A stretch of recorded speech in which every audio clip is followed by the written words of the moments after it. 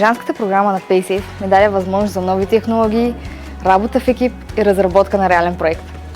Програмата е 6 месеца, като през първите 3 месеца е разделена на две части – теоретична и работа по проект. През вторите 3 месеца стажантите се разпределят в реалните екипи на PaySafe.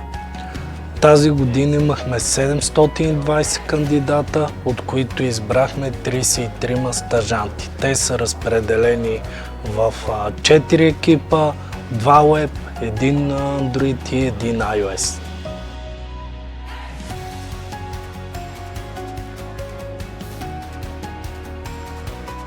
Казвам се Мартин и съм ръководител на веб групата Аматерасо и те разработват вътрешна система за PI Planning.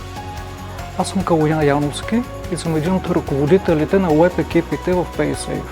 Ние се занимаваме с проект, който автоматизира релиз процеса в компанията. Аз съм Любо и ръководя един от мобилните екипи, които се занимават с разработка на приложение за следене на лични финанси. Преди 3 месеца не мислихме, че ще развием приложението до такова ниво, а то даже надмина очакванията ни. Програмата ми даде познания за основни технологии, които ще използвам в бъдещата си работа. В началото беше много интензивно, но за кратко време успяхме да навлезем в много нови технологии. Най-яркият ми спомен беше на едно седмично демо. Имахме проблеми. 15 минути преди представянето стана чудо и всичко проработи. Инженерите винаги са били до нас, когато сме имали нужда и са ни помагали да се справим с всички предизвикателства. Стажантската програма ни показа, че работата в екип, въпреки че е по-сложна, е по-продуктивна и по-ползотворна. Оказва се, че не е като по филмите един човек да прави всичко сам. Радвам се, че работих по истински проект, който ще се използва по-късно и във фирмата.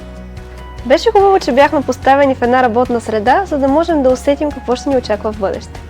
Програмата е подходяща за всеки, който е достатъчно мотивиран да направи стъпка в софтуерната разработка.